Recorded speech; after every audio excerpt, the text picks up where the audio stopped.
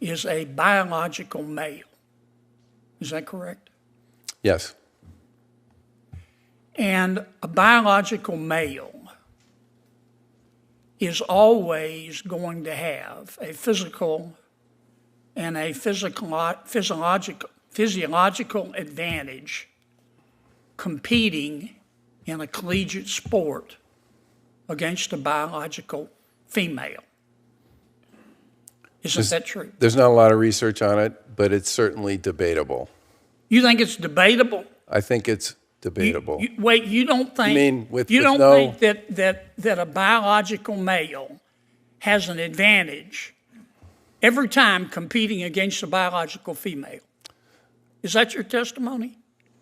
No, I think defined the way you defined it, yes, I would agree with you. So you agree with me? Yes. Okay.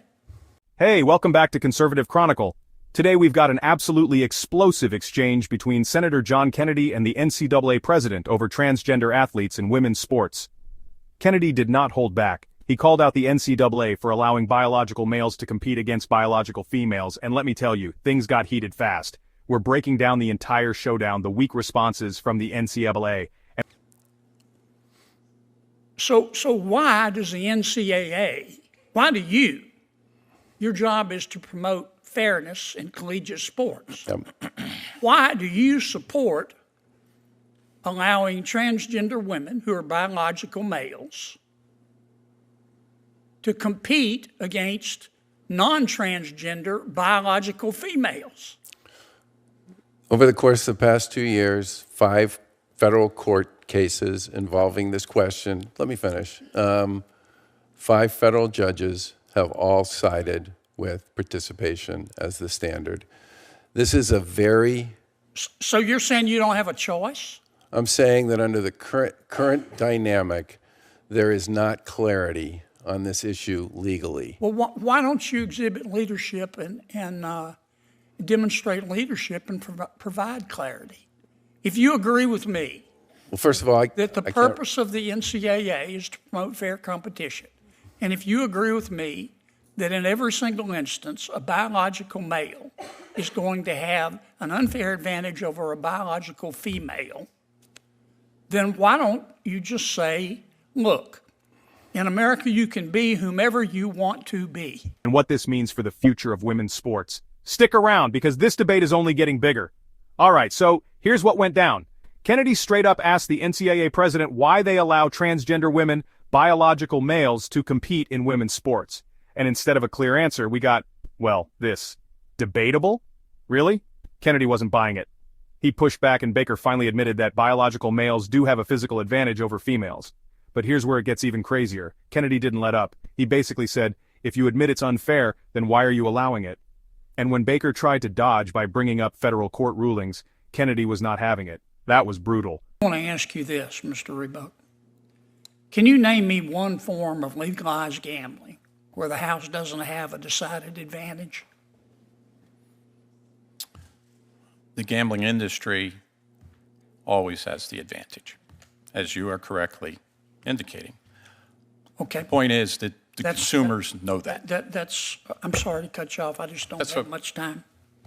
Governor Baker, the NCAA exists in part to promote fair competition in collegiate sports, does it not? Yes. Could you speak in the mic for me? Yes. Okay. A transgender woman. But honestly, he's got a point. If the NCAA's whole job is to ensure fair competition, why are they letting politics override fairness? Now, Baker's main defense was basically, we're just following federal law. But here's the thing, laws change when people take a stand. Kennedy pretty much called out the NCAA for cashing in a bucket loads of... But in terms of fair competition in a collegiate sport, transgender women who are biological males are not going to be allowed to compete against non-transgender women who are biological female. Boom, done. Why don't you take that position, Charlie? Because federal courts have already taken the position that they do have the right to compete. Yeah, 5 times in the past year and a half. You can disagree and be sued. Why don't you demonstrate some leadership?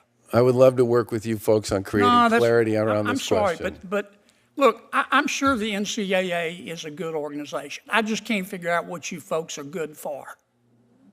I know you take in bucket loads of money and you share some of it. You make that money off the backs of these kids. Your predecessor, who was a good man, took home $2.8 million a year in salary. I'm not going to money while doing nothing to fix this issue.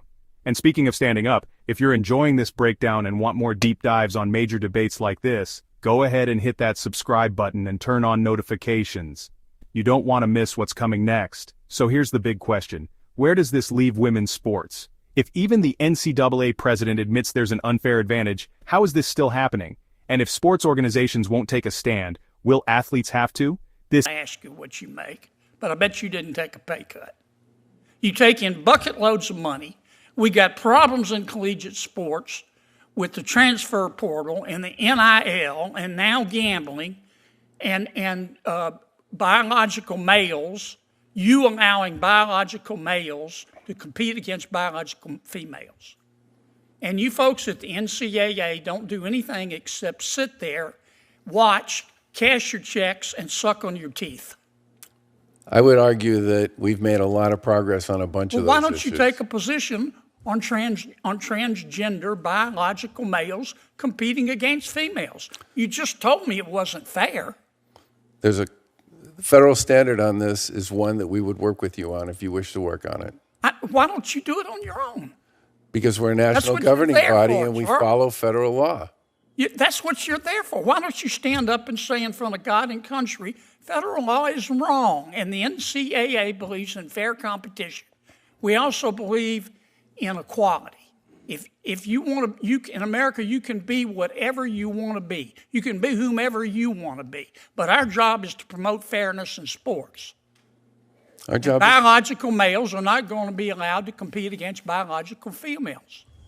Why don't you go to Amazon and buy a spine online and take a stand? Thank you, Senator. Isn't just a one-time debate. This is affecting female athletes right now, and it's only going to get bigger. At the end of the day, this debate isn't going away anytime soon. Kennedy made his stance very clear, but the NCAA is still trying to play it safe. So now it's up to you. Should transgender women be allowed to compete in women's sports? Or is it time for the NCAA to take a stand? Drop your thoughts in the comments. Let's get this conversation going. And if you want to stay updated on stories like this, don't forget to like, subscribe, and turn on notifications so you never miss a video. Thanks for watching, and I'll see you in the next one.